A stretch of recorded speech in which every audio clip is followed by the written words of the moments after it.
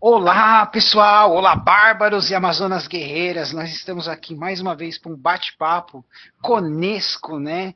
Hoje nós vamos falar de Além do Rio Negro, um dos contos mais compridos do Robert Howard. E, acompanhando a gente hoje, nos prestigiando, né? Temos aqui, retornando à Toca do Aventureiro, a Ana Lúcia Merege, a nossa querida Ludmila Hashimoto e, é claro, o Marcelo Galvão, certo? Então, pessoal, todo mundo já esteve aqui, né? A Ana e o Marcelo, eu conheci eles através do Beraldo, pelo Além do Véu da Verdade, a coletânea, né? A Ludmilla através do Discworld, também a gente falou que ela trabalhou no Voltas ao Redor do Sol 2024, escrevendo. Não é baleia, mas agora a gente só chama de baleia o conto dela, né? Então sejam todos bem-vindos, por favor, se apresentem. Vou começar. Eu sou Ana Lúcia Merege, estou falando com vocês aqui de Niterói, Rio de Janeiro. Eu sou escritora e também sou bibliotecária. Trabalho na Biblioteca Nacional, na divisão de manuscritos, há 29 anos. Lá, como eu falo, às vezes eu descubro alguns tesouros, né? Eu trabalho também na parte de divulgação e estudo história do livro e alguns assuntos correlatos, assim, ligados à leitura. E como escritora, eu publico principalmente fantasia e também um pouquinho de terror, né? Minha fantasia é mais voltada para o lado da aventura, é bem variada, escrevo para adultos e para jovens, publico meus livros solo pela editora Draco e participo de coletâneas, né, em várias editoras, em grupos independentes e tal. Então é mais fácil me encontrar por aí no Facebook e no Instagram, né? Ou então, às vezes, participando de grupos e conversas assim por aí. Bem, Ludmilla? Eu sou Ludmila Hashimoto, sou tradutora, especialmente de ficção científica e fantasia, e traduzi livros do Discworld, Philip K. Dick, Alan Moore, Neil Gaiman, bastante quadrinhos, e participei de algumas coletâneas de contos, né? E para me encontrar, estou em São Paulo, para me encontrar pelas redes é mais fácil pelo Instagram. Bem, Marcelo? Olá, eu sou o Marcelo, eu escrevo e reescrevo ficção fantástica, suspense, faroeste, né, já faz um tempinho aí. Já fui publicado em várias coletâneas aqui no Brasil, também já tive uma vez em Portugal.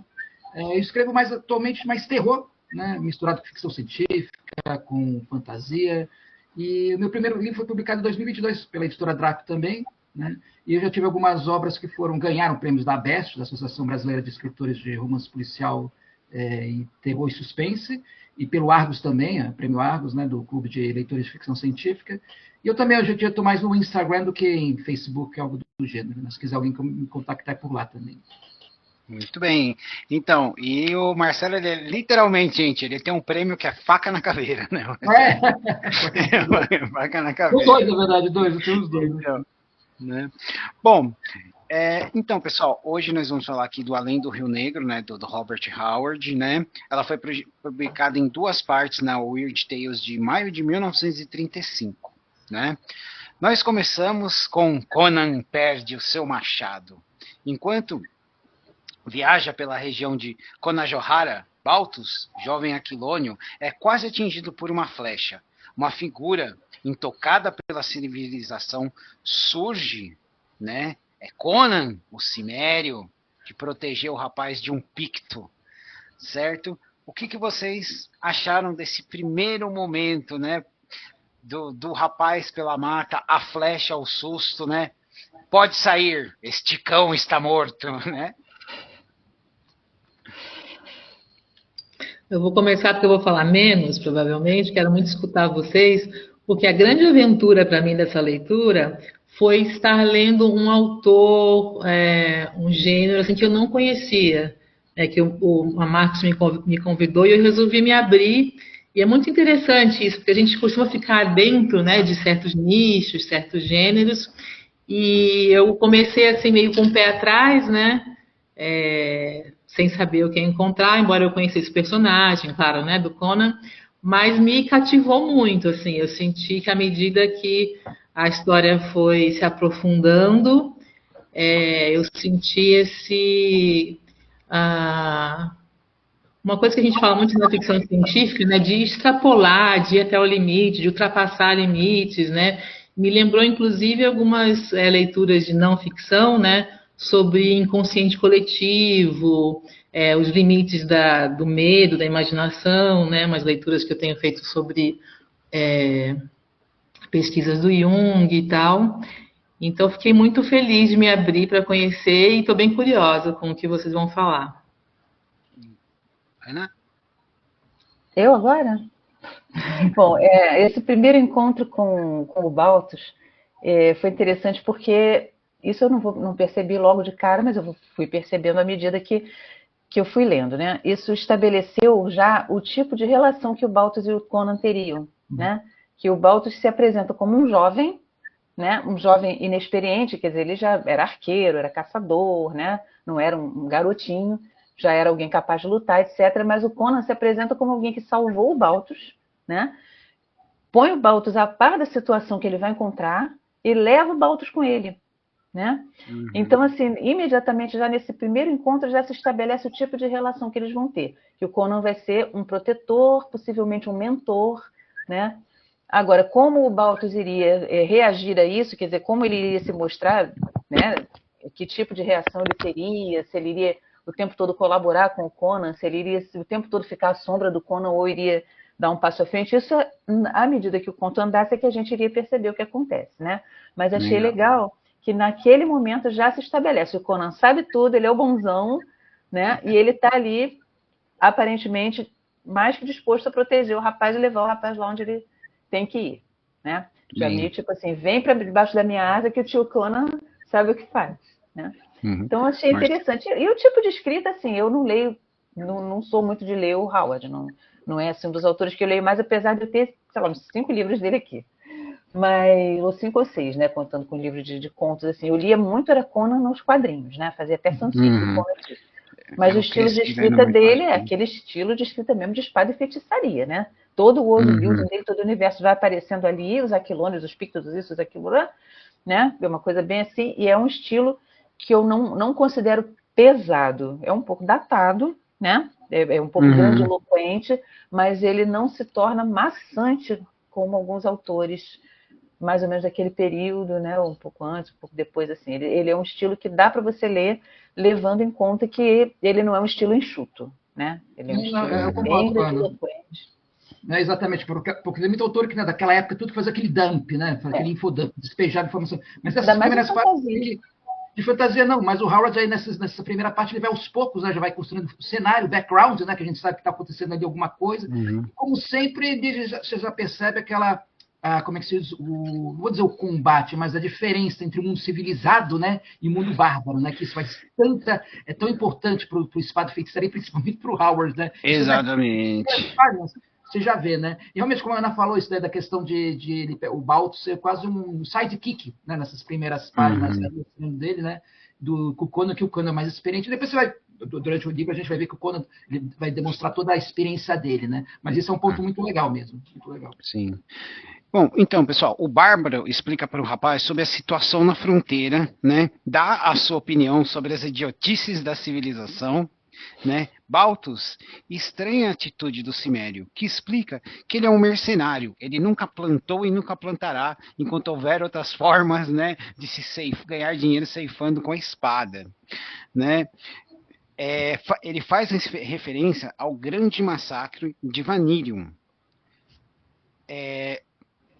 E o Baltus fica surpreso e admirado ao descobrir, né, que o Bárbaro não apenas tem um grande conhecimento da região, como ele fez parte da horda ciméria que destruiu aquela colônia e colocou uma mancha na reputação da Aquilônia, empurrando os colonos e colonizadores para além de suas fronteiras. Ele ainda menciona que o avô dele estava lá e sobreviveu. O que vocês acharam de todo este... eu acho muito legal a crítica, né, como o Marcelo falou, sobre a civilização, e o Conan falando... teve aquilo lá, isso é estúpido, os ricos têm muito, os pobres têm pouco, tirar desses povos foi um erro, e mais cedo ou mais tarde eles virão como foi feito antes, né? Marcelo, fala. Eu posso, como eu disse, só para acrescentar aqui, né, essa questão aqui, a gente já nessas primeiras páginas aí, né, a gente percebe aliás, começando já na verdade da batalha, quando o personagem, o Conan defende o Balthus, tudo, né? A gente já percebe o que me chama a atenção nesse ponto ali, além do background que o Howard vai desenvolvendo aos poucos, né? Para o leitor de primeira viagem que não conhece o Conan nem nada, né? Isso é bom, né? Sabendo que o Conan já é um personagem que já tem certa experiência, mas também eu gosto ali como é que se diz, da característica quase cinematográfica da escrita do Howard, né? Eu Ele amo escreve isso. de maneira, assim que hoje em dia a gente chamaria de cinematográfica, né? Cheia de ação, né? Quando ele vai matando qualquer personagem que aparece pela frente, qualquer inimigo, em breve vai aparecer aí, né? Você vai logo esses primeiros capítulos aí que tem um grande, né, uma surpresa aí. Mas é isso que me chama mais atenção também, nesse ponto. Ludmila? Eu não sei, a gente está na primeira parte ainda, né? Ou por partes. O que me chamou a atenção mais foi o que o Marcelo mencionou da crítica à civilização, né? É uma coisa que a gente torna o texto, para mim, mais contemporâneo, né? Mais relevante em termos dessa reflexão. Porque a gente, por exemplo, a gente tem muito debate hoje sobre cultura indígena, né? Então, essa visão etnocêntrica, né? De o branco ser superior, civilizado ser superior. Então, é aquela fala, voltando um pouquinho antes dessa cena que o Marcelo falou, a conversa com o governador, né? É o governador? A conversa com o governador É depois, depois. na próxima parte. Ah, tá, porque achei que o Marcelo estivesse falando da parte em que o Conan salva o Balthus. Ah, tá, não naquela... Tá, então... Pode falar, Ana, porque estava adiantada. Não, nessa primeira parte, antes de eles chegarem lá no forte, eles estabelecerem o que eles vão realmente fazer, qual vai ser a ação, é todo um interlúdio, né? Então, todas as coisas que se passam nesse interlúdio constroem o que você pode esperar da ação. Olha, a gente vai defender o forte, vai defender a cidade, vai defender os colonos, né? Embora os colonos estejam aqui entrando dentro do território de povos que vão reagir, né? De alguma forma. E o Conan, quer dizer, o cara sabe, eu tinha quase morrido, não sei o que, dizer, o Conan, eu estava lá, então você era um daqueles bárbaros, né? Aí ele eu sou um cimério e tal, né? Não ficou ofendido com isso, que em algum momento eles até tiveram em campos opostos, né? Só que o Conan nesse momento atua, parece como mercenário, né? Algo assim. E ele vai lutar onde tiver luta, né? Muito bem. Dinheiro. Então, aí, pessoal, após essa interação dos dois, né? Eles vão em direção ao forte. E aí a história passa de um pouco de aventura e começa a entrar no horror, né? Um grito de desespero, uma corrida rápida. E durante essa corrida, Balthus percebe a diferença dele entre ele e o Conan, a condição física, né? Eles chegam e encontram um corpo de um mercador degolado. Balthus acha que foi um picto, mas Conan explica pra gente que existe algo mais sombrio. Foi um demônio do pântano, enviado por Zogarsag, um picto que foi capturado e desrespeitado, e agora caçou todos que o prenderam e prometeu uma vingança que os aquilônios jamais viram antes. O rapaz, como ele é um civilizado, ele contesta, mas Conan mostra que não é apenas por causa da superstição dele. Ele mostra os fatos no corpo, pegadas, mesmo não tendo visto a criatura em si. Então a gente mostra que não é um demônio, né? Não, olha, a experiência dele de guerreiro e rastreador, né, gente? E aí a gente tem um grito de mulher, imediatamente, né? Eles correm para socorrer e o grito se torna uma gargalhada maléfica. Conan percebe que eles foram enganados, retornam e a cabeça do homem desapareceu. Mais um crânio estará decorando o altar do xamã essa noite. E aí o Conan dá os ombros e fala, vamos levar o corpo pro forte, e é assim que termina a parte 1. O que vocês acharam? Então, gente, eu ia dizer um negócio assim que me ocorreu na hora que você estava falando. Sim. Essa coisa, eles escutam uma voz de mulher que depois se torna uma gargalhada. Isso vai acontecer frequentemente ao longo do texto. vai haver alguém fazendo um som, chamando, né? O próprio Conan vai fazer isso uma hora lá, imitando a voz de outra pessoa. Quer dizer, assim, os únicos momentos em que existe uma estratégia de diversion, como é que a gente vai dizer? Uma coisa assim, de quase tipo uma armadilha, né?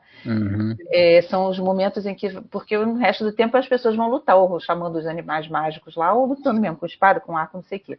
Mas assim, a coisa assim de enganar o outro, né? Ela vai se repetir.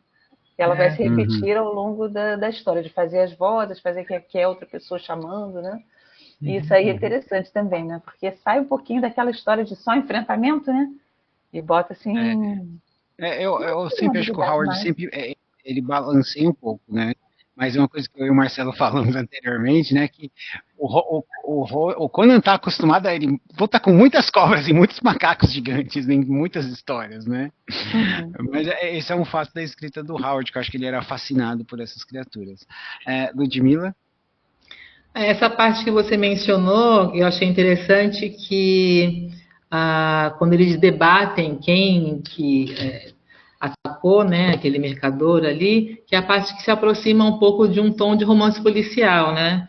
Que ele tem as evidências, a prova, né? Então o Conan fica bem menos bárbaro, né? Que ele mostra com grande velocidade, né? Ele consegue captar várias provas, né, físicas ali para entender o que aconteceu.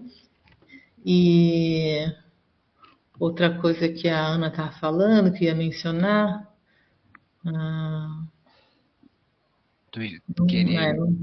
Que eles enganam, usa aquele negócio mais Assassin's Creed, né? De fazer de capa e adaga nas sombras, né? Acho que é a questão do som em geral, né? Eles sempre colocam um som para dar vida, né, à floresta, por exemplo, o som que sai de dentro da floresta de um animal é como se fosse um som da floresta, né, a voz da floresta. Eu acho interessante, por exemplo, quando eles encontram o corpo e falam, ó, ele estava levando a mula, você pode escutar a mula aí no pântano, eu não vou atrás dela, né? Então ele sabe da região, né? Então, como a Ana falou, tem a questão de muitos sons. E aí, imediatamente, quando eles escutam uma mulher, esposa de algum colono que tentou pegar uma vaca e se perdeu, e eles vão tentar socorrer, e é só uma artimanha de uma criatura do pântano, né? Que, mais uma vez, o barro significa assim, porque eles veem algo que desliza, algo que brilha, aquele fogo fato, né? E aí ele tem aquele arrepio na espinha, falando, poxa, as coisas aqui na fronteira não são como eu esperava em casa, né? Marcelo? Não, eu acho interessante também, para acrescentar, que como foi o Howard, ele começa a escrever para, né, quando essa parte do assassinato, tudo, ele vai do modo fantasia para o modo terror, né? Com poucas palavras ele estabelece essa atmosfera, né? De que a gente sabe que em terror a atmosfera, a ambientação é tudo, né? Ele com algumas palavras ali, ele cria essa ambientação que a gente sabe, nossa, é terror tudo. E essa questão que a Ana também mencionou, e a Lud também dos sons, né? Porque a floresta parece sempre que você tem justamente ele faz como se a floresta tivesse um ambiente opressor, né, meio escuro. E se você, como nós humanos dependemos muito da visão, né, ele só vai se garantir mesmo pela audição, né? Então ou são os passarinhos cantando, ou nesse caso os gritos, né, da mulher, tudo. Então desse modo que a gente seguia também pela história. Eu acho isso muito bem legal, muito legal mesmo. Também. Então, agora, né, a segunda parte, o Mago de Guavanvela, perdão, a minha pronúncia, pessoal, não é uma palavra fácil, né? Retornando ao forte, Tulsican, somos apresentados à história da região. Conan leva notícias sombrias ao governador, né?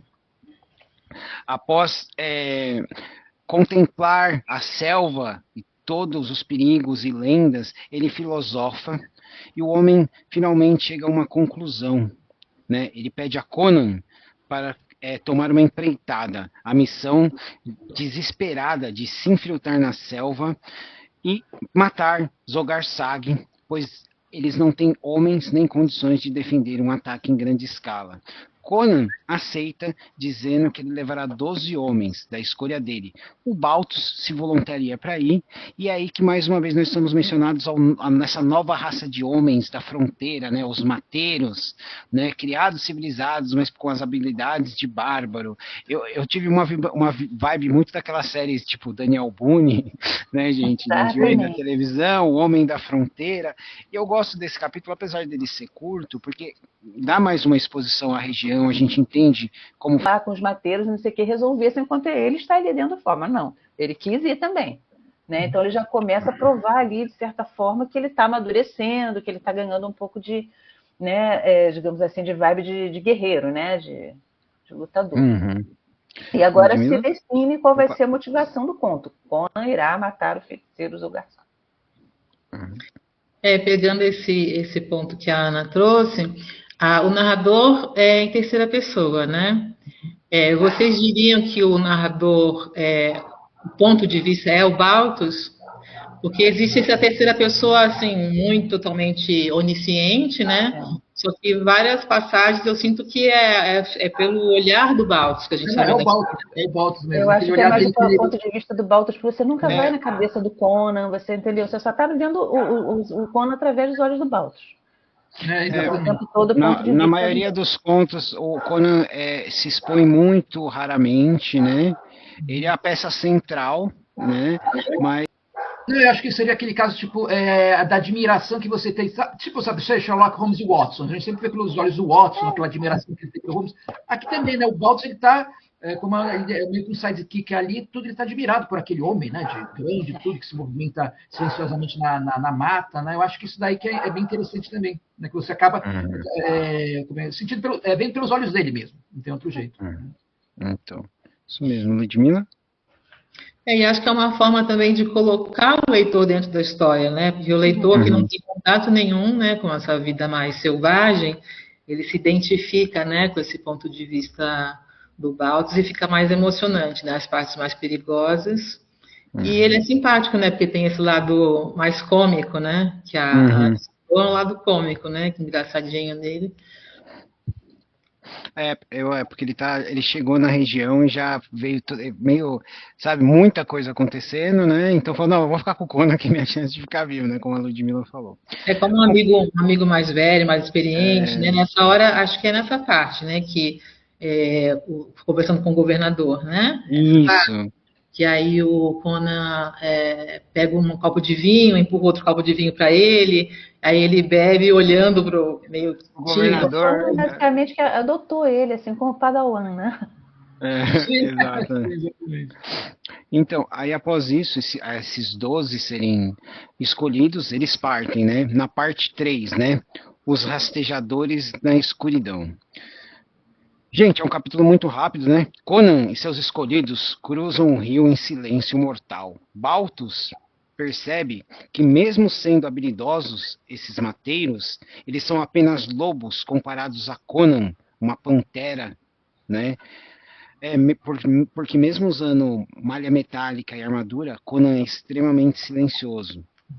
Na escuridão, subitamente, Baltus e outro homem que ficaram responsáveis pela canoa percebem algo. Escuridão, terror e emboscada. E é assim que termina a parte 3. Eu achei muito legal, porque mais uma vez, como a Ana falou, a gente tem uma coisa deles não poder fazer barulho, e o Baltus acha que tem uma coisa, e ele vai pelo tato e percebe que o homem foi degolado, e ele tenta reagir por instinto, de repente eu tô atacando o cara e eu nem percebi que eu tinha sacado a minha faca, né? Ana? Sim, é um momento de ação pura, né? É um momento em que algo acontece que não fica muito bem definido, né?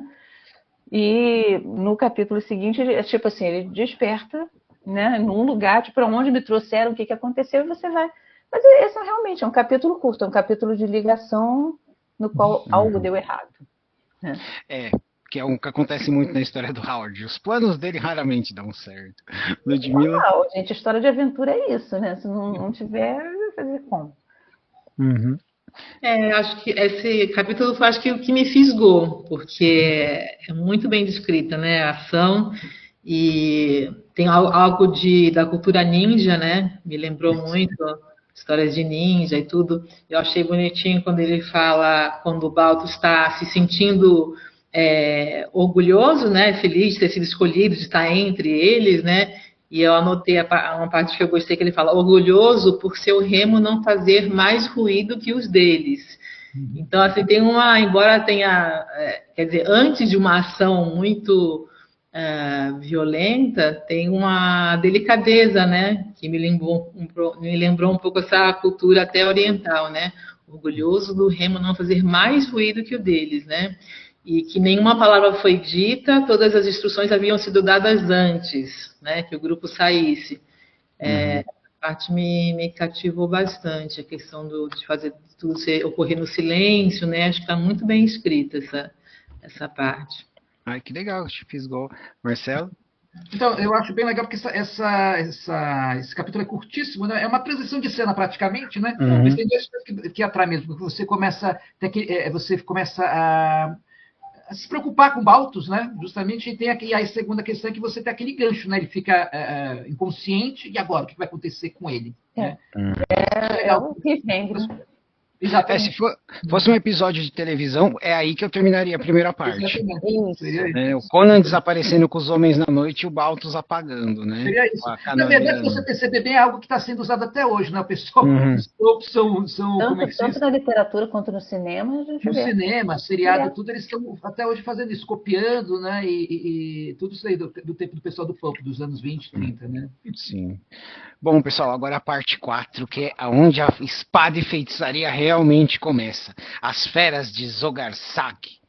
Dentro da paliçada da vila dos Pictos, Baltus desperta, amarrado a uma estaca. Ao seu lado está o único sobrevivente de seus companheiros. Para seu horror, à sua frente estão empilhadas as cabeças dos outros. De Conan não há sinal, né? Seu companheiro conta da emboscada que sofreram e da estranheza do número dos Pictos, né? Então, o que vocês acharam dessa parte que o Baltus acorda e percebe, porra, eu tirei um crítico, tirei um crítico, tô ferrado, a gente não sabe o que aconteceu com o Conan e, como sempre, tem um sobrevivente para dizer o que aconteceu quando ele estava inconsciente. Ana? Vai se estabelecer aí mais uma cena de ação, né? A expectativa. O cara tá lá preso, um monte de gente morreu, sobramos eu e mais um, outro cara já está resignado, tipo, não queria morrer na minha cama, mas assim também não, né? Assim também não. Também não. E meio que você já adivinha que o Baltus vai sobreviver naquele momento, mas o outro, coitado, não vai. Né? A gente sabe que ele é o boi de piranha. A gente está acostumado a ler essas coisas, né? E que o Conan vai aparecer para tirar ele dali, né? E justamente naquele momento vai se mostrar o feiticeiro himself, né? Lá nas suas plumas. E é engraçado que ele descreve Pictos, né? Eu não sei em outras histórias como ele descreve fisicamente assim, os Pictos, mas eles são pequenos, escuros, né? Morenos. Mas é engraçado que na minha cabeça só vem uma ambientação que lembra um pouco as histórias daqueles coisas de África, Tarzan, assim, aquele pessoal meio africano, pigmeu. Ele sempre é o que me vem na cabeça. É o que vem na cabeça. Exatamente. E não os Pictos que viviam num lugar gelado lá na Caledônia, lá da Escócia. Você não pensa nisso, você pensa numa selva fechada, quase tropical, né? Uma África, ainda mais que o cara aparece todo em penas de avestruz. É uma coisa do Howard, porque ele tinha esse fascínio pelas histórias da África, né? Então, por exemplo, ele descreve os Pictos, a gente sabe que é inspirado na Caledônia, tem toda essa ambientação quase africana, mas tem muita coisa dos nativos americanos, porque ele também, ser um homem da fronteira, e ter nascido no Texas ali, então tem toda essa mistura, né? Se você perceber bem, tem essa questão ali, o forte mesmo, como se fosse o forte dos Apaches, você lembra aquelas histórias de Western? É isso mesmo, aquele forte exatamente. Laramie, né? Laramie, essas coisas assim. Forte dos pioneiros de carabina, de chapéu de rabo de raposa, essas coisas. Por isso que eu lembro daquela série do Daniel Boone nessa parte, né? Ludmilla. Vocês notam assim na leitura uma coisa sensual, meio homoafetiva, assim, que tem uma coisa de o braço forte, musculoso do Conan puxou ele pelo braço E ele ele faz muito isso, ele faz muito Um isso. pouquinho, é a broderagem. Tudo bem. Eu É um acho bromance, eu tô com você, cara. Eu Eu tô com escrevi você. os contos do meu livro, Os Pilares de Melkart, que é uma coisa parecida. O Capitão Fenício e o jovem Heleno lá que vai com ele. Né? Então, Uhum. o ponto de vista geralmente em quase todos os contos é desse Heleno. E é muito assim, ele é forte como um Ajax, como um Aquiles, não sei o quê. Entendeu? Porque Então as pessoas entendem como elas querem, não tem nada explícito Uhum. ali, mas é questão eu não mesmo sei, eu de não vejo um homoerotismo, não. Eu vejo realmente uma admiração pela É um força do outro. bromance. É um Mas bromance. eu não E, acho que no caso do Baltus e e o do Howard ele foi Conan. um dos primeiros a defender que você tem que estar fisicamente adequado. Você tem que cuidar do seu corpo, você tem que ser forte, né? Então eu acho que ele destacava muito isso no Conan, né? É, Uma parte que eu gostei muito, eu anotei essa comparação de povos primitivos, me lembrou um pouco o Coração das Trevas, né?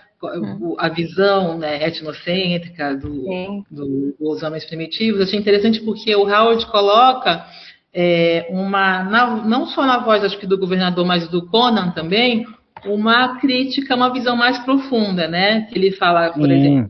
coisas incríveis, né, das feras serem chamadas, essa magia, coisa que é difícil de acreditar. Ele fala assim, os homens civilizados riem, não acreditam, né? Mas esse é o modo dos civilizados. Quando eles não conseguem explicar pela ciência que eles têm, eles duvidam e diminuem, né? E achei bem profunda essa parte, porque fica uma coisa menos da fantasia, né? Mas ou trazendo a fantasia para a realidade, né? A gente também tem fenômenos, coisas que acontecem, especialmente xamanismo, né? E que a Uhum. gente no meu conto do CLFC, que você chama de baleia, né? Eu gosto muito da ideia do placebo, né? Porque o placebo na ciência é justamente aquilo, isso não tem explicação, não se sabe como foi, então é placebo, né? Então, Uhum. achei interessante esse comentário sobre que é do Conan mesmo, né? É. Uma crítica, né, a quem duvida do poder, esses poderes ocultos, né, que estão ali no É. coração da floresta e que acontecem de verdade, né, na É, história. tem aquela frase que o governador fala: os meus homens não acreditam nisso, eles estão prontos para desertar e fugir. Você que acredita está pronto para lutar. Né? O Conan fala: eu não vou me pôr eu não vou me colocar no caminho de nenhum demônio, mas eu também não vou sair do caminho dele, né? Essa parte eu gostei, eu ia citar também, mas não estava achando. Os meus soldados não acreditam em fantasmas e estão em pânico. Você acredita em tudo isso, em todos esses seres e está enfrentando. Achei muito sábio, porque quando você acredita, você se aproxima e entende a linguagem, entende como essas feras funcionam, como elas reagem, você pode ter coragem, porque coragem não é ausência de medo, né? Então você pode Uhum. enfrentar. Agora, Exato. se você não acredita, é uma coisa de outro mundo, aí você entra em pânico porque não sabe como lidar, né? Uhum. Então, aí, gente, nós somos apresentados, né, a Zogarsag. Como a Ludmilla falou, ele vem dançando, coberto de plumas que vieram do outro lado do mundo. A tribo, as mulheres e as crianças são escondidas. Os guerreiros pintados estão em jubilo. Ele começa a dançar e a gritar. E quando ele está na cara do companheiro ali do Baltus, o cara cospe na cara dele. Os guerreiros querem avançar, mas ele para. E aí ele manda que abram o portão e ele faz um chamado, e aí vem uma fera do mundo antigo, um tigre dente de sabre gigantesco, né, com a mente tão pequena que ele só sabe viver pela violência. E a criatura chega e com uma ordem do bruxo, né, ele destroça o companheiro do Baldus, que o Baldus até vomita em desespero, e a criatura leva ele embora. Das sombras ele veio e para as sombras ele levou, né? E agora é a vez do Baltus. E aí, mais uma vez o feiticeiro vai lá, mas dessa vez ele não urra, ele não canta, ele sibila. E das sombras vem uma serpente gigante, uma constritora que também é venenosa. A criatura se avoluma sobre Baltus e quando ele está prestes a morrer, um brilho das sombras, uma lança atinge a serpente em frenesi em dor começa a se debater e a cuspir o veneno e causa um caos. Surge Conan, solta o Baltus, pega esse machado, vem comigo. Eles entram na casa do feiticeiro, né? Vêm as cabeças lá dos homens mortos na história. Um ídolo ataca eles, o Conan simplesmente mata a criatura, eles pulam o muro e fogem para as trevas com os pictos atrás deles. O que vocês acharam? Porque pá, pá, pá, pá, foi assim, ação né? Pura. É ação pura essa daí. Ação pura. Desde o momento que aparece. Desde o momento que aparece o tigre, né? E depois, nossa, não para, né? Não para. Eu não sei de vocês, mas nesse momento é bem a nossa espada de feitiçaria. Eu lembro muito daqueles filmes do Harryhauser, de stop motion, né? Aqueles monstros grandes, assim, né? Esse é o tipo, se fosse um filme, não dava para ter aquela paradinha que o pessoal gosta, sempre alguém fazer piadinha no meio, não. Tem que ser tudo na base. Tem que. Isso. E que feiticeiro performático, né? Muito. Por que ele tinha que fazer aparecer duas, que um para matar um NPC, né? Aparece o tigre dente de sabre lá para matar o NPC. Aí depois aparece a Piton Construtora lá para matar o Balthus, que para ele também era um Zé Ninguém, né? Porque talvez ele já tivesse ouvido falar do Conan, o Cimério e tal, mas aquele aquilonianozinho ali não era ninguém. Eu quero mostrar o poder dele. Mostrar o poder das tribos, dos clãs, né? Dos clãs. Acho que era algo do gênero, né? Eu achei que ele intensifica o medo, né, daquele personagem que a gente está se identificando, que é meio que um narrador não direto, né? Se ele fez aquele estrago todo com o meu colega, que está na mesma situação que eu, né? Então eu acho que a gente aí fica muito intensa, né? A experiência de agora, o que vai acontecer comigo para vir o grande herói salvar de uma coisa, quanto mais terrível, né? O destino do qual ele se salva, acho que mais a gente se envolve também, né? Uhum. Marcelo? Não, eu concordo. Como disse, isso daí agora a gente já está se preparando, porque agora vai o final da parte 1, né? Da história, né? Então a gente está se preparando para o grande, porque a gente sabe que o feiticeiro é poderoso. Agora a gente já viu mesmo, ele é capaz de invocar feras ancestrais, né? Feras gigantescas, né? Tem um controle dos animais. Então a gente sabe que agora que o Conan não vai enfrentar alguém que não vai cair tão facilmente, né? Isso essa é a grande questão. Muito bem. Então, aí, pessoal, chegamos na parte 5. Os filhos de Jabal Sag, né? Em uma fuga frenética, Conan conta sobre a emboscada e como ele sobreviveu. Diz que se os homens da fronteira usassem mais armadura de malha metálica e elmo, eles estariam vivos, né? Enquanto eles fogem, Conan acha que eles vão ter tempo. Mas aí, ele fala, os instintos do bárbaro, né? Fazem ele parar, eles se escondem, e aí vem um leopardo. Conan mata o leopardo e, usando a sua experiência, ele desenha um símbolo antigo no chão. Quando ele faz isso, né, o Balthus sente um arrepio. Ele fala, o que é isso? É um símbolo que uma vez eu vi um caçador de bruxas demonstrar, né? E aí o Balthus, nossa, e ele fala, mas ele já me questiona, mas o que era aquele ídolo também, né? Ele fala, era um tipo de macaco. E aí ele explica que os filhos de Jabal Sag, o feiticeiro não pode controlar todos os monstros, apenas os monstros que se lembram do seu antigo mestre, do seu criador. Então também tem uma limitação para tudo isso, né? E aí eles voltam a fugir porque o Conan falou, mais cedo ou mais tarde eles vão encontrar esse símbolo, então a gente não pode ir por rio, a gente tem que dar a volta pela floresta e alertar o forte porque eles vão atacar. O que vocês acharam? Como eu disse anteriormente, a gente já sabia que o feiticeiro era poderoso, mas agora o Howard coloca que tem uma limitação, né? Ele não é tão poderoso assim também, né? E outra coisa, ele mostra mais background desse mundo do Conan, né? Por onde o Conan passou, mas porque ele conhece de feitiçaria, né? Porque a gente sabe que a feitiçaria geralmente é rara e é corrupta, né? Os vilões são sempre magos, feiticeiros, bruxos, coisas do gênero. Mas o Conan, né? Ele conhece alguma coisinha também, né? Então, digamos assim, é o máximo que ele sabe de feitiçaria na história dele, né? E isso eu acho bem legal. E eu acho, Marcelo, se eu não me engano, eu acho que é a primeira vez que o Conan faz feitiçaria, né? Não, que eu me lembro seria isso. Cara, me caiu a ficha, eu acho que é a primeira vez. Né? Seria isso daí, porque a gente sabe que em espada e feitiçaria, nesse tipo de gênero, subgênero que seja, o herói ele raramente mexe com magia, né? Porque magia é corrupta, ela vai te corromper em algum momento. Mas nesse caso, acho que foi mais uma proteção que ele usou, né? Mas então, uma proteção, não, seria um sigilo, algo do gênero, quase isso daí, né? Mas é isso daí. É como usar um talismã, é uma proteção. Exato, um talismã, exatamente, um talismã. Então,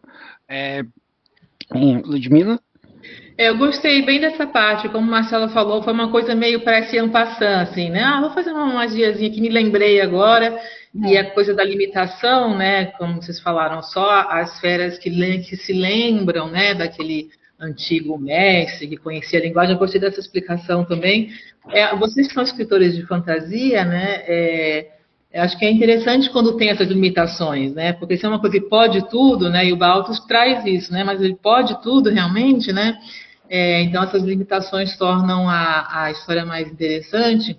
Eu copiei uma parte desse episódio que eu achei bonita, porque eu acho legal essa parte que eu gosto geralmente, é da parte, como se diz, artesanal, assim, da linguagem, né? Aquela frase, aquela descrição que fica especialmente bonita e tudo, né?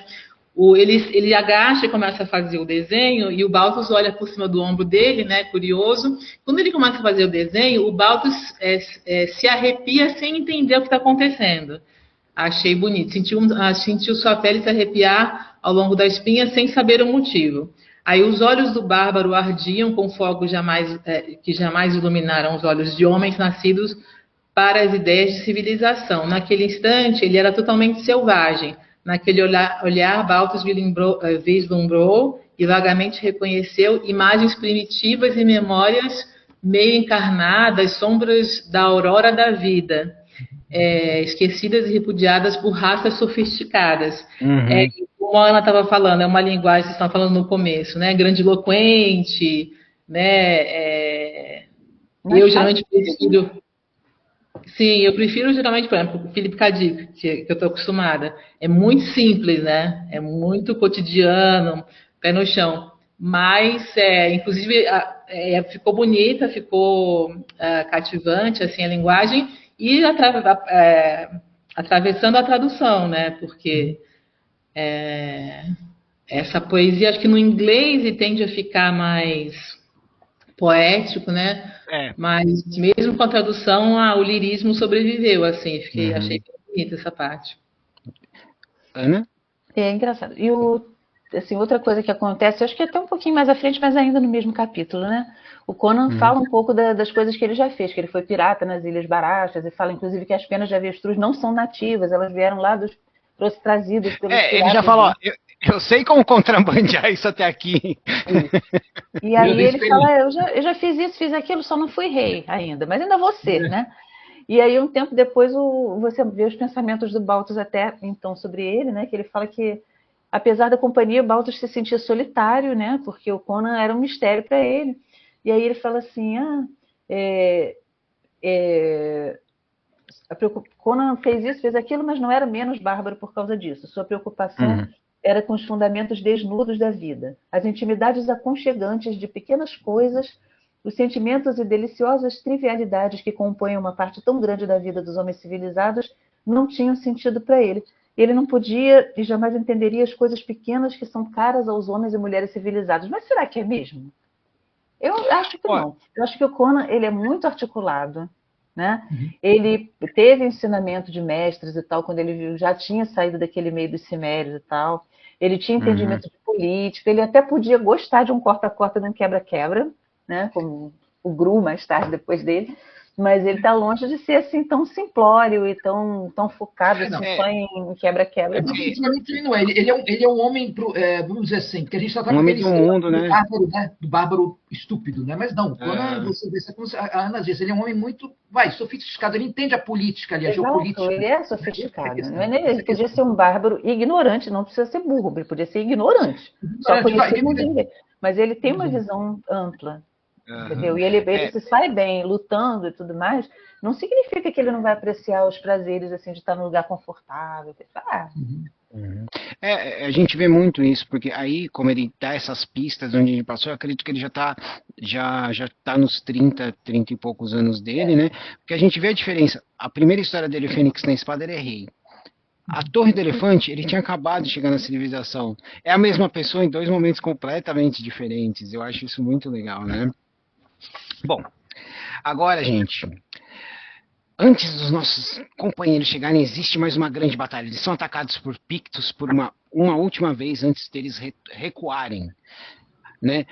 O Conan escuta o barulho e se joga na mata. O Baltus vai atrás dele, como o Robin vai atrás do Batman. Enquanto o Baltus se mata para lutar contra um e matar o cara, o Conan mata uns 3 ou 4, né, gente? E aí então ele fala, tá, pega esse arco, pega essas flechas, porque a gente vai precisar disso. E eles seguem em frente, né, para a parte 6, que é os Machados Vermelhos da Fronteira. Como é aquela parte que a Ana falou, né? Eles chegam no rio, eles veem o emissário do xamã voltando. O Conan chega e fala na língua dele: Ô, cuidado, tem um cara aí do outro lado, vai te pegar. E o cara vem na direção deles, mata o cara. Eles atravessam o rio, pega o barquinho, atravessa o rio. Eles andam e eles veem que o forte já está perdido. Ele está sendo atacado, estão conseguindo resistir, mas o Conan fala: eles vão conseguir umas 4 ou 5 vezes, depois vai ser tomado. A gente tem que esquecer o forte. Vamos avisar os colonos que é o que a gente pode fazer para esse povo e avisar a próxima cidade grande, porque os Pictos vão para lá, né? E aí eles notam que os Pictos não estão botando fogo no forte, porque eles não querem alertar ninguém, certo? Nesse caminho eles encontram um casal que foi morto, né, com as coisas dele, matam os Pictos e aí que eles conhecem. Eu vou falar o nome original, aí a gente vê como é que a gente faz. O Slasher, né? Um cão que era de um colono foi morto, foi encontrado quase morto, cuidado pelo Conan e os homens do forte. Depois disso, o cachorro passa o seu tempo caçando Pictos, né? E o Conan fala pro Baltus, ó, você vai para cá avisar as casas que os homens foram para Salinas. Eu vou avisar eles que as casas e as famílias deles precisam de... E eu te encontro lá na cidade, que eu vou cortar com os caras pela floresta. E aí que eles se separam, porque é uma coisa muito ousada. Agora a gente vai saber só do Baltus e depois a gente retorna pro Conan, né? O que vocês acharam dessa parte? Não, é um momento bem de tensão, né? É um momento em que eles têm que escolher realmente assim, uma estratégia, né? Assim, pensar num plano B e tipo, olha, vamos tentar evitar assim, o pior, que seria morrer o forte e morrerem os colonos também. Assim, o forte, eles vão chegar lá, eles são muitos, eles vão acabar destruindo mesmo, não tem jeito, mas tem gente lá fora que a gente ainda consegue proteger. E depois eles percebem que tem 2 grupos, né? Tem o grupo das casinhas lá, e depois que vai para a cidade, tem o grupo que se separou, que foi para Salinas. Então, é uma forma meio que ousada, e o Conan fala para ele, ó, vai fazer isso que eu vou fazer aquilo. Tipo, olha, tá com você agora, te vira. E deixa o cachorro com ele ainda, né? Deixa o cachorro com o... Com o Baltus. E aí o Baltus assume aquele papel, né? Ele eu simplesmente ele pega o Conan passa o bastão, ele pega o bastão de protetor, de defensor, e aí a gente vai acompanhar o Baltas fazendo assim, o melhor que ele pode pelas pessoas que são mulheres, crianças, idosos, né, pessoas que ele vai encontrar no caminho, e pessoas que são mais fracas que ele. Ele não encontra guerreiros, ele não encontra nem homens camponeses armados né, que possam enfrentar. Ele só encontra praticamente mulheres e crianças, porque os homens foram pegar sal. Mas ele encontra que aquela primeira família tem uma mulher que é a mais velha, né? Ela já vem com o machado na mão. Né? Fala, a senhora que é mais velha sobe no cavalo. Não, essa mulher tá grávida, eu posso andar e eu posso lutar. Aquela pessoa mais... Eu cresci na fronteira, né? Exato, eu cresci na fronteira, eu posso enfrentar qualquer coisa, né? Isso que são pessoas que vão defender as famílias e tudo, mas não são guerreiros. Não são pessoas que vão atirar flecha, não, entendeu? É alguém que, assim, se o Picto vier em cima dela, ela ainda vai usar o machado, mas ali, entendeu? Ela vai matar um Picto e vai morrer. Basicamente é o que ela vai fazer. Exato. Então ali ele sente que ele é necessário. O Conan não está ali. Não tem cavalaria. É ele por ele, né? Então é o momento em que ele realmente assim, ele amadurece. Como já vinha sendo mostrado que a cada luta que ele participa, ele fica mais consciente do que ele está fazendo. Ele não só se defende assim, ele mata mais Pictos, ele faz mais coisas, ele está mais, né? Ele continua correndo mesmo quando ele já está botando o coração pela boca. Então a gente vê que ele, né, o crescimento do personagem nesse livro, isso eu achei muito bacana, por isso que eu venho falando desde o início, porque o Baltus ele podia ser qualquer coisa, ele podia ser tipo o Jaspier para o Geralt de Rivia, né, ser o bardo lá, Oh, muito bem. né, Não, ele mas ele podia não é ser alívio o tempo todo ele podia cômico. continuar sendo o Robin do Batman, mas não, ele Sim. cresce, né, ele cresce em estatura, ele não chega no Conan, ninguém vai chegar no Conan, mas ele Mas, cresce. Ludmilla? Não, eu estava pesquisando aqui, ó, o Howard é o autor que morreu jovem, que Isso, ele morreu com 30 18 anos. anos, né? Isso. É impressionante. Inclusive, à luz disso que a Ana está comentando, é surpreendente, né? Um autor, acho que ele parece que a gente lendo só, eu li só esse conto dele que influenciou, né? Muita da linguagem, né? Do cinema, da ação e tudo. E nessa época em que ele escreveu, acho que a maioria desse tipo de história mais de ação, os personagens eram mais bidimensionais, né? Era Sim. uma coisa de esse aqui, né? É o herói, os outros você não desenvolve tanto o personagem secundário e tudo. Então, bem surpreendente, né? Só esse contexto aqui que eu tinha lido sobre ele, mas não estava associando com o Conan. Então, você vê como uma vida Uhum. curta, né? Consegue criar e influenciar É, tanta gente, né? Impressionante.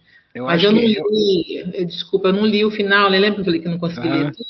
Eu estava muito curiosa com o que ia acontecer, fiquei um pouco chocada aí que não conseguiram salvar o forte, mas é inteligente mesmo essa estratégia, né? Uhum. De salvar o É. máximo de pessoas possível e tal. Olhando em retrospectiva a vida do Howard, eu acho que é por isso que eu falo que ele tem um fogo na escrita dele, como se ele precisasse chegar rápido em algum lugar com tudo. Por isso que ele era muito, ele escreveu muitos personagens, né? Alguns mais famosos, outros não. Tem a Clara, que eu gosto de falar, a Sombra do Abutre, que é uma das primeiras protagonistas femininas, né, de Espada e Feitiçaria que deu origem à Red Sonja, né? Mas eu acho que ele, em muitos momentos, é claro, ele usava coisas da época, o pessoal da revista Pulp, das revistas Pulp é, também falava, ó, precisa disso, rejeitava, ele reescrevia ou reciclava, né? Mas eu acho que em muitas coisas ele estava à frente do tempo dele, mas também tem outras coisas que ele é uma amostra do próprio tempo, né? Marcelo? Não, eu acho, aproveitando só essa parte aqui, como a Ana falou, que esse time tem agora apelar para o plano B, né? Então, isso aqui você vê que tem, o Howard consegue mostrar toda a tensão aqui, que tudo está em jogo agora, né? O forte está caindo lá, onde está o governador, né? E eles tem que tentar, o Conan tem que tentar salvar, avisar o pessoal que está nas salinas, enquanto que o Baltus e o cachorro tem que tentar salvar os colonos. Se eles vão conseguir ou não, a gente tem que continuar lendo, né? Mas isso que é o legal, né? Porque a tensão cresceu e agora o que vai acontecer, né? Uhum. Muito bem, pessoal. Então eles se separaram. O Baltus está alertando os colonos, né? Ele está levando mulheres, crianças, não tem cavalos o suficiente e chega num ponto, né, que ele fala, ele vê que os Pictos estão se aproximando e ele fala: vocês seguem na frente, eu vou segurar eles, né? Então ele e o cachorro encontram uma posição final, né?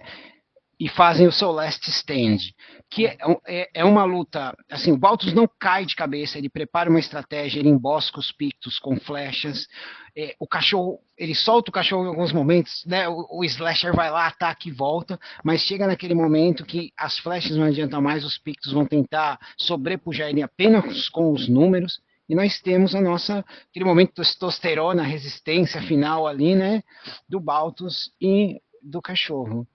Que vocês acharam? Porque é um momento muito legal, muito testosterona, mas também é um momento triste, porque a gente sabe o destino do Baltus quando qualquer um vai fazer sua resistência final.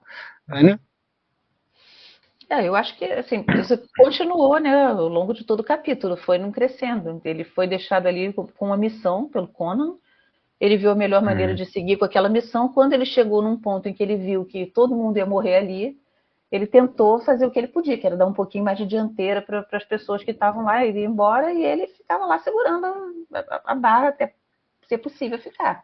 Né? Convocou o cachorro ficou do lado dele, e ali ele fez assim, vamos dizer assim, se ele fosse viking, né, teria pavimentado seu caminho para o Valhalla, né? Porque a gente já percebe que assim, não tem como ele resistir, né? Tem como. Possivelmente a gente pensa, ele vai conseguir segurar as pessoas até os outros se afastarem, porque, né? Mas ele não Eu vai lembro, resistir, não vai.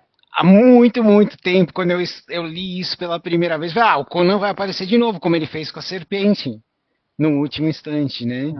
E não é o que acontece. Não, Então porque o arco do personagem não ficaria completo. Não, não Só se o ficaria. Howard quisesse fazer o Conan e o Balto se tornarem companheiros de viagem por mais algum tempo. Exato, uma Uhum. continuação, até como Senão, uma continuação, algo do gênero, né?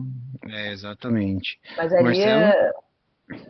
É, mas eu acho que é o ponto alto de uma história do Conan sem o Conan, e a gente vê bastante isso, né, Não, não, Marcelo? exato. Não, é aquela. Eu também fiquei, vou dizer, triste, não triste, né? Porque a gente estava esperando, você estava se apegando ao Baltus, essa é a verdade, né? Você Uhum.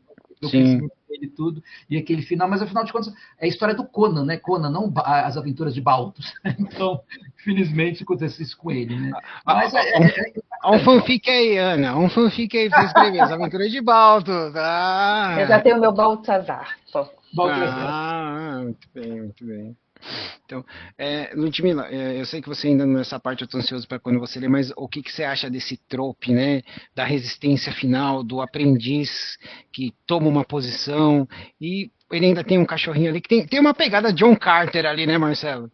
Né? Tem uma pegada bem Rice Burroughs ali também, né? Também, Lutando com o também. animal ao lado, né?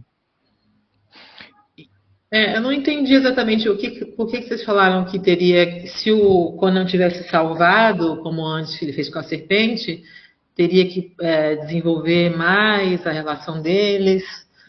É porque eu, na verdade, quando eu li pela primeira vez, eu achei que o Baltus ia sobreviver. E não, esse é o final do arco dele, como a Lúcia falou. Ele e o cachorro Não teria morrem que ali lutando para proteger o tempo para os colonos chegarem na cidade. Não teria que, mas não seria tão emocionante. Poderia acontecer do Balto se salvar e salvar os colonos, Hum, o Conan chegando ou não, se tivesse algum meio de ele ter algum tipo de estratagema que ele tivesse que pôr em prática, né? Alguma Uhum. coisa assim para enganar as pessoas e fazer algumas coisas assim, que aí sim.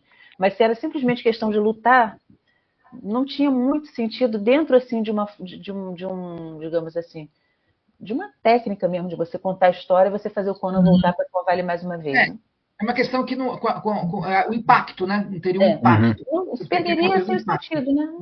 Uhum. Sim. entendi. Ele não tem, e também não é crível, né? Também ele teria que ter É, mais não. recursos para conseguir Para salvar. você salvar o personagem, teria que Exatamente. ser tipo assim, por ele estar ali, os colonos conseguiram fazer alguma coisa. Vamos dizer que tivesse uma maneira de eles conseguirem, sei lá, chegar no lugar onde todo mundo era mulheres, idosas, crianças, ninguém conseguia, só um homem conseguiria, ele foi lá e conseguiu. Isso estou tirando da cabeça agora.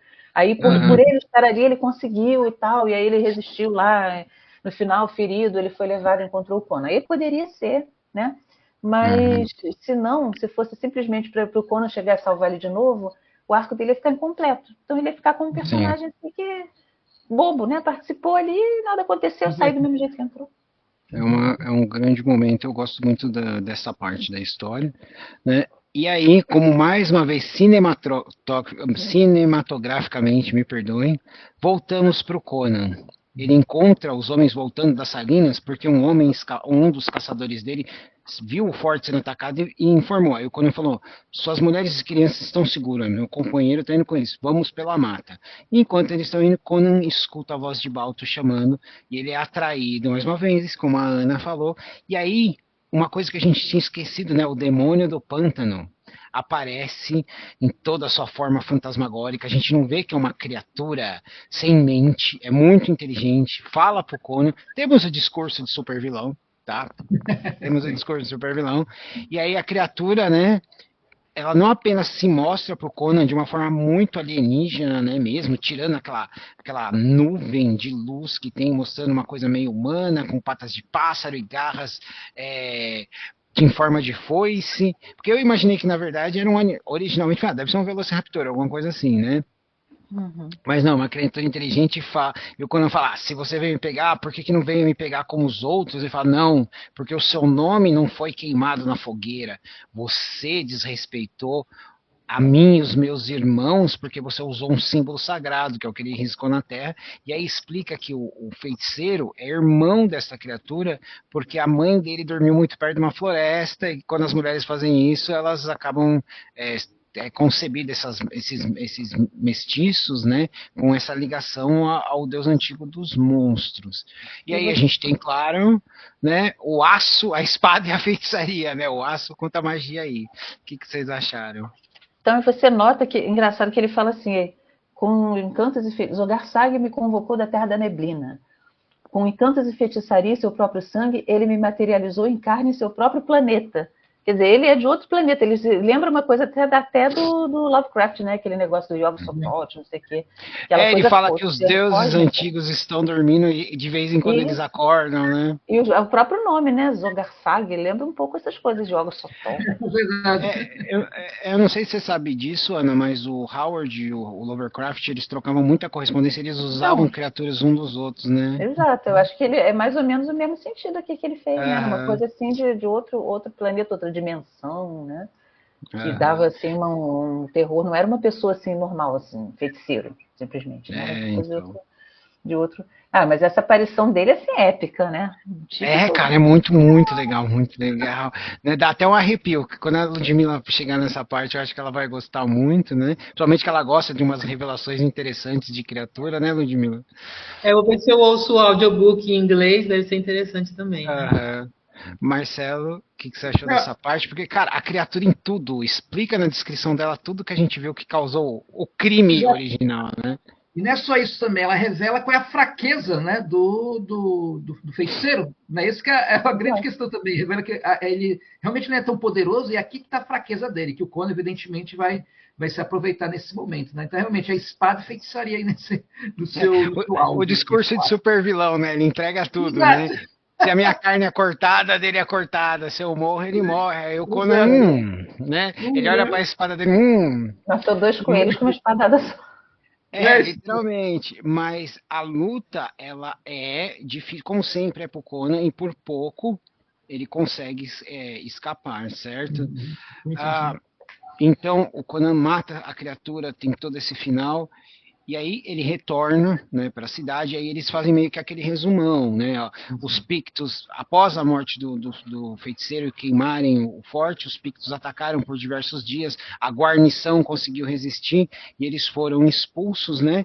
E aí o Conan tá numa taverna bebendo vinho sombrio e aí aparece um cara todo machucado com um tipóia e fala, ó, eu sou o único soldado que sobreviveu. Eles estavam prestes a me executar, né? Eu vi o governador, ele morreu com um machado sangrento na mão.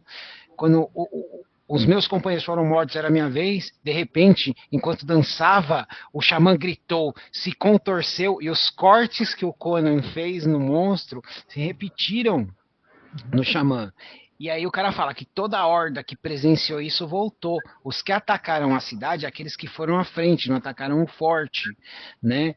E aí é aquela conclusão que o Conan fica sabendo que realmente ele matando o cara, matou o xamã, e no final, né, ele faz aquele ritual bárbaro, pagão, que ele toma um gole, joga no chão, né, e promete que ele vai tirar vidas um tanto de vidas de Pictos pelo companheiro, um tanto pelo cão, e ainda fala, né, ó, quando eu tava voltando, eu encontrei o corpo dele, havia dúzias de Pictos caídos, né, o animal rasgou a garganta de outros e o rapaz morreu com a espada na mão, né, e o Conan parte para sua vingança e para sua próxima aventura, e é assim que termina, né, a nossa parte, né, a civilização não é natural, não passa de um capricho circunstancial, e no final o barbarismo deverá sempre triunfar. Ana? É uma previsão, né, pelos tempos que a gente está vendo hoje em dia. Exatamente, né? Que deixar as pessoas morrendo de fome é barbarismo. Deixar as pessoas morrerem de fome, bombardear a cidade das pessoas, essas coisas assim, né? Enfim, é bem atual, né? Bem atual, Então, a história, se a gente não aprende com a história, ela se repete, mesmo na ficção, né? Mesmo na ficção. Então. Eu achei esse final muito bom, e ele faz quase que, né, um reconhecimento da força do Balthus, né, da capacidade, né, de alguém que aparece assim totalmente verde no início da história, né? Eu achei assim bem engenhoso. O interessante é que você realmente não vê o feiticeiro morrer, né? Você vê que ele morreu porque o Conan matou o outro lá. Mas quando ele chegou, né, ele tinha lutado a batalha dele, quando ele chegou, tudo que era forte, cidade, não sei o que, já tinha tudo acabado. Eu achei, assim, em termos de técnica, de literatura mesmo, eu achei esse final um pouquinho apressado. Tanto a luta dele com o feiticeiro, quanto esse final das pessoas contando assim, a história, assim, achei que foi um pouquinho apressado. Eu não sei como eu faria, não. Né? Só achei que ficou um pouco... Pô, a história foi tão bem... Assim, ela tomou o tempo que ela precisou tomar para ser contada, e quando chegou no finalzinho, eu achei que ela ficou um pouco... Né? A gente tem que lembrar que também tem naquela época que eles davam prazo e limite das coisas que o Howard e podia o Howard colocar, né? reescrevia muito. O Howard Ele recebia de volta as reescrevia, histórias com várias coisas. Faz isso, faz aquilo. E aí ele reescrevia, eles ganhavam também por palavra, eu acho, né? Isso, naquela época era assim. Ele reescrevia muito. Ele e o Jack London também, que eu conheço um pouco mais. Ele escrevia muito, muito. Tanto que quando a gente lê A Hora do Dragão, é os melhores momentos da escrita do Howard que ele coloca numa coisa só, né? Ele recicla muito a Cidadela Escarlate ali e o Colosso Negro, né? Eu Marcelo? vou ler, porque eu li muito, na verdade eu li pouquíssimo Conan. Eu li muitas revistas. Né? Algumas até quadrinizaram histórias dele, né? Sim. Muitas adaptações eles fizeram. Não, esse final, então, é aquela história que se você estava esperando que o Baltus ia sobreviver, acaba ali mesmo, né? Não tem como, né? Mas eu gostei também, essa última frase que você leu, resume toda, digamos assim, a filosofia não só do Conan, mas do Howard também, né? Essa é todo o resumo, essa última frase aí, né, quase de impacto, né? Mas eu acho que foi um bom final, assim, para toda essa história, né? Não, só achei um pouquinho corrido. Porque não, pode ser mesmo. Mas eu achei que ficou legal. Ficou legal se a gente vê o Baltus, felizmente não chega até o final da história, né? Mas a gente vê o Conan firmando a posição dele no mundo, né? Que é isso aí, que ele já foi de tudo, né? É mercenário, pirata, ladrão, tudo, agora mercenário. Mas quem sabe será um rei do futuro, né? Quem sabe. Mas isso é outra história.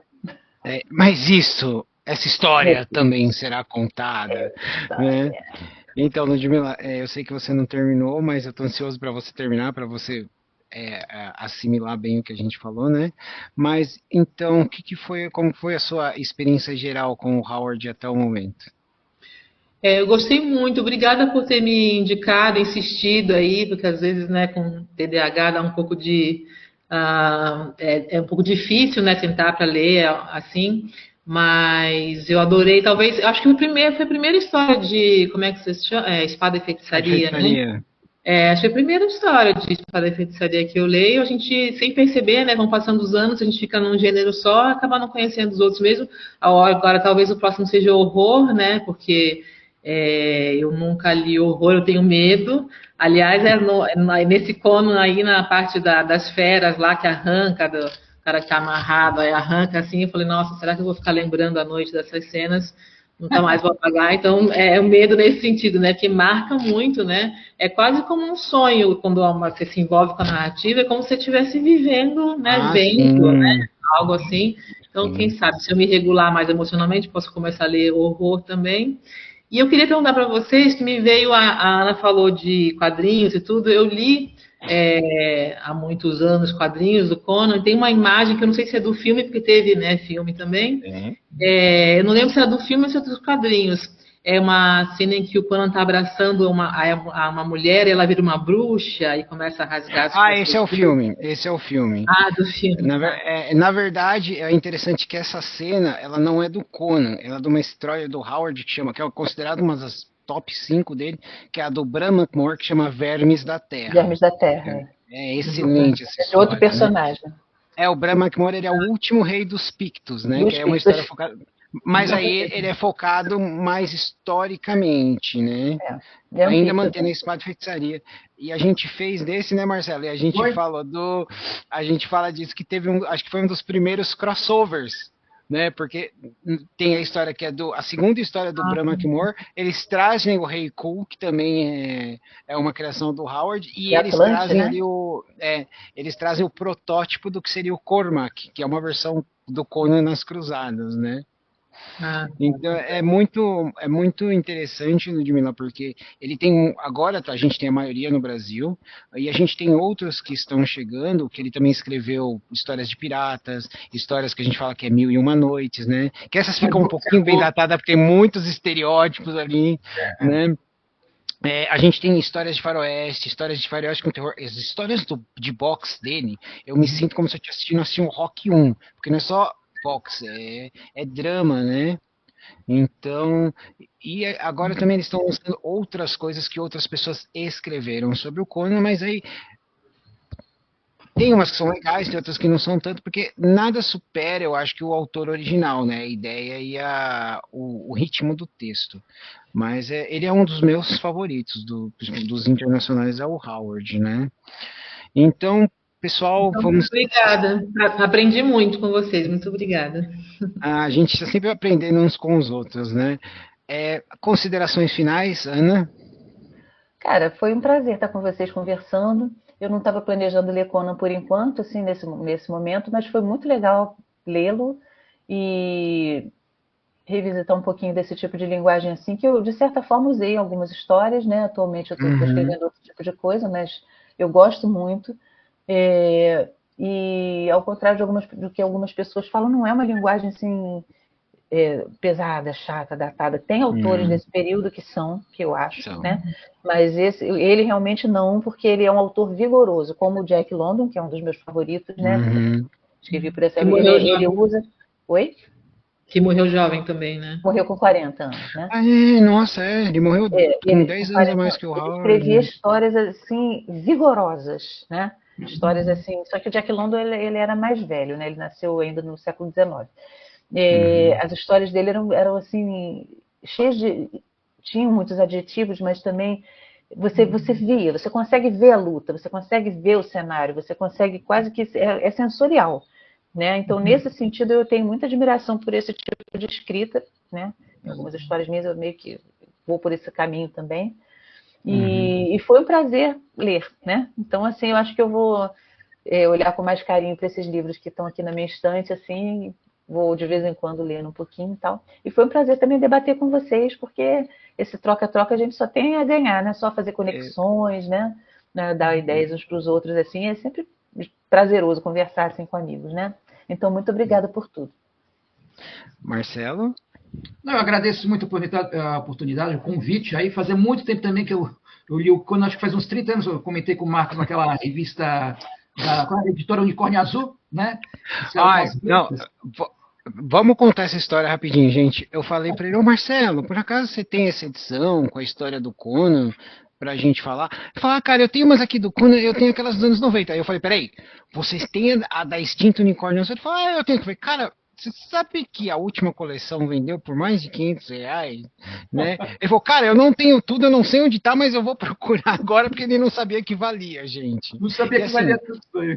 e a qualidade de papel é ruim, a capa parece aquelas novelinhas, né, Sim, pra sim, sim. velhinha, né?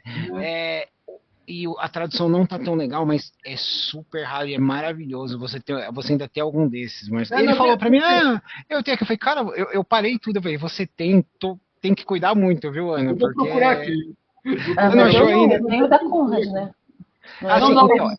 esse anterior, saiu nas bancas aquele papel bem pulp mesmo, sabe? Aquele papel bem Esse jornal. não, a minha é da Conrad. E a capa era horrível, uma capa Aquelas bem duas mais. capas brancas, aí depois tem esse aqui que é da Generadas, é, né? Não, não, esse anterior, esse anterior. a da Unicórnio Azul foi a primeira vez Não, publicada essa eu no não tenho, não. Brasil. No Então, Brasil. quase ninguém tem. Ele tem. Eu tenho essas da Conrad, que são lindas as capas, né? E depois eu fiquei feliz com essa que tem o Jason Momoa, porque é a parte final que a Conrad nunca conseguiu Ah, tá. imprimir, por causa que ela faliu, né? Então é a parte 3 daquele, apesar de ser um estilo diferente, é o que estava faltando, né? Legal, não. Eu agradeço muito também, e foi uma ótima. Foi bom rever a Ana e a Ludmila, que faz tempo que eu não vi vocês duas também, e aprendi muito também. Né? Então agradeço novamente. Então, pessoal, é isso. É sempre muito bom receber o pessoal para conversar, né? Trocar esse conhecimento. Agradeço muito vocês por terem participado. E é isso, galera. Eu sou o Marcos, essa é a Ana Lúcia Merege, Ludmila Hashimoto, Marcelo Augusto Galvão. Até a próxima. Tchau.